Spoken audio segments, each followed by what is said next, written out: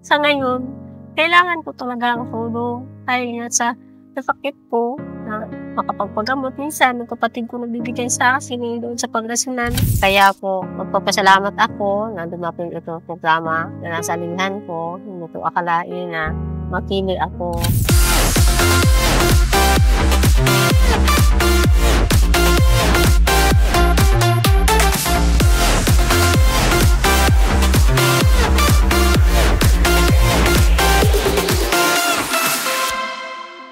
Nakarating din po ang aming team sa Libacao, Aklan para magbigay ng Hako Challenge Sari-Sari Store. So, tignan po natin ang kwento ni Madam Amalia.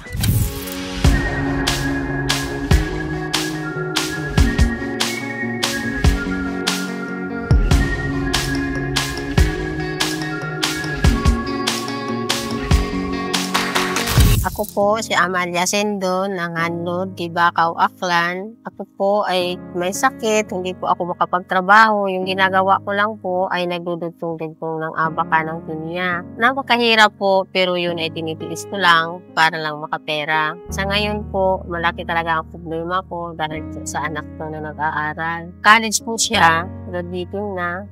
Dito siya, kailangan talaga niya yung pera para pang-focus sa pag-aaral niya, allowance niya, tapos yung kailanganin niya sa araw-araw. Kaya ngayon, yun talaga ang pinakamalaki yung problema kung paano ko natulungan yung mga anak ko. Hindi ako makapagtrabaho ng maayos dahil nga sa sakit ko. Kaya po, magpapasalamat ako na dumapin ito programa na nasa linhan ko. Hindi ko akalain na mapili ako. Pero sa ngayon, siguro ano na sa pang-araw-araw namin, pero hindi pa rin sapat yun. Kasi nga, sa mga binihin ngayon, napakamahal. Tapos yung mga anak ko, hindi naman hanip makatulong sa akin dahil yung mga sarili silang buhay. Saya lang, kung inaano ko lang po, na sana matulungan din nila kami na kahit paano, makapagpagamot ako, makabili ng gamot. Dahil nga, sa sakit kong ito, ito talaga ang malapit ng problema. Hindi ako makagalay ng maayos. Kaya nga po, humihingi ako ng tulong sa mga nakakarinig sa akin na sana sa ganito na sitwasyon na wala po akong asawa dahil nakakamatay lang po.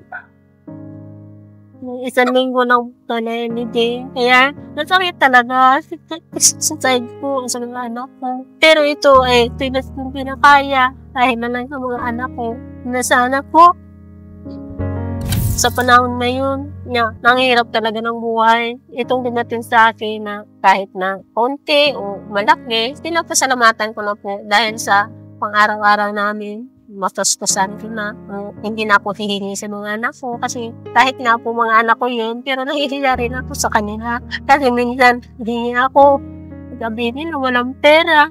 Kaya minsan nasasaktan mo na ako kahit sa mga anak ko yun. Sabi ko nga noon sa sarili ko, sa mga anak ko, humihingi ako sa mga anak ko na wala sila ibibigay sa akin, sa ginigamos, pambili kain, hindi gatas. Sabi ko sa mga anak ko, huwag na lang kayong hihingi sa kanila. Sabi ko, pag namatay ako, huwag na yung sabihin. Saka na sabihin pag nailibin na ako kasi ngayong kailangan hindi nila maibigay sa akin.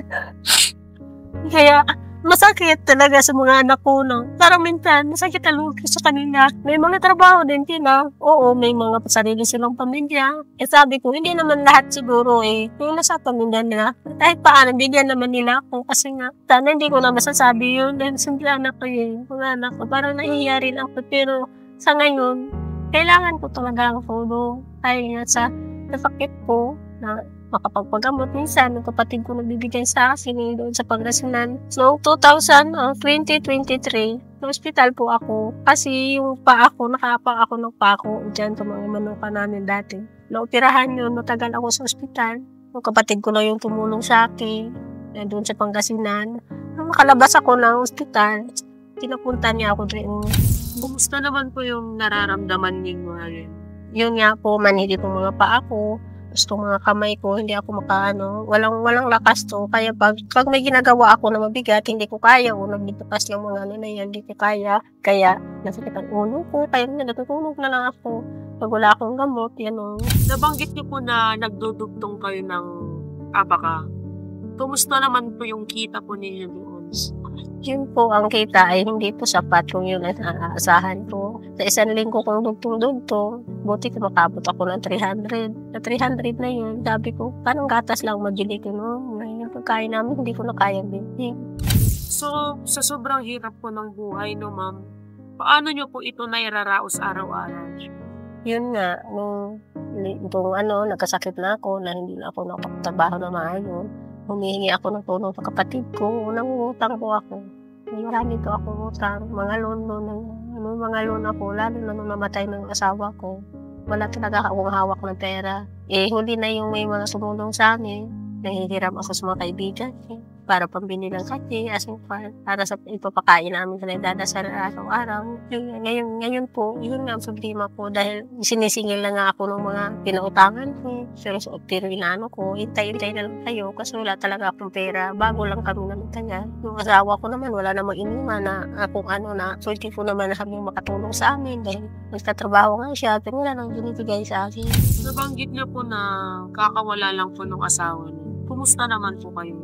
Yun nga, masakit isipin na nawalan kami ng amigo ng pamilya dahil sa mga anak ko, pagkalibing ng ama nila, nagsialira na sila, kaya kami na lang natira. Paggabi, hindi lang nila yun alam na umiiyak ko, may araw na gabi, hindi ako makatulog dahil siyempre kahit naalala ko siya, masakit talaga isipin na nawalan ka ng pamilya, tapos walang-wala pa kayo. Yun talaga ang pinakamasakit sa buhay ko na hindi ko yun matatanda, hindi ko yun nakakalimutan. Ano naman po ang mensahe niyo sa mga anak niyo? Sabi ko lang sa mga anak ko, sana mag-sweet up lang sila para sa kanilang buhay.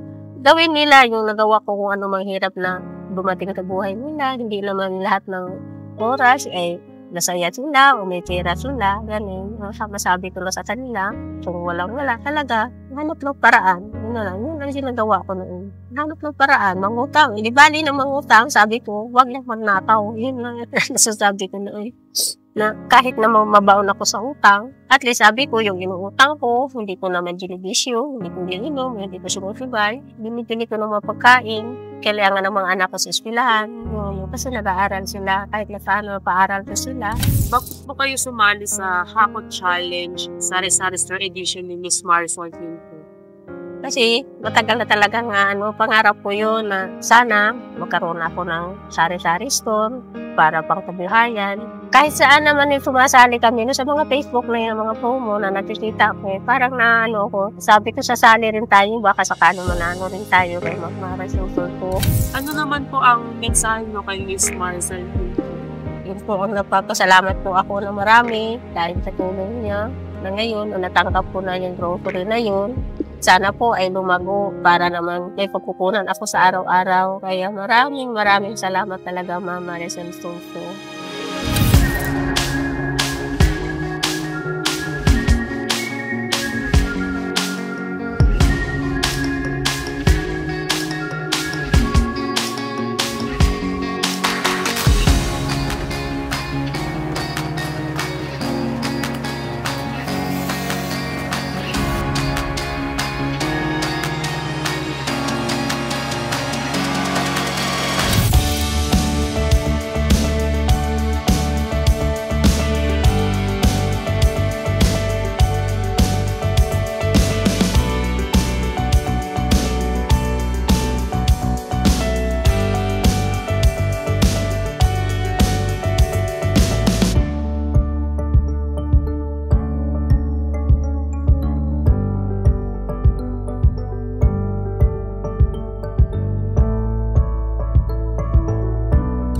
Hello po, Mami. Good afternoon po.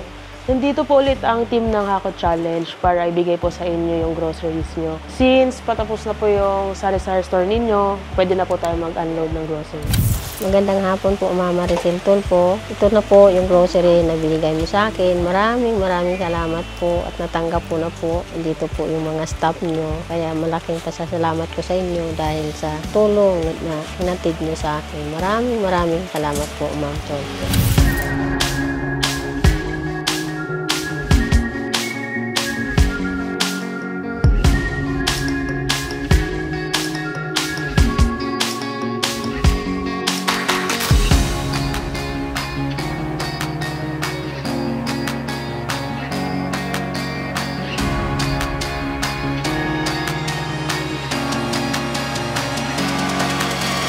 Hello po, Mama Maricel po. Ito na po yung pinagawa niyo sa akin na sari-sari store. Maraming salamat po, Mama Maricel. Thank you talaga. Maraming salamat po sa binigay mo na tulong sa akin. Thank you po.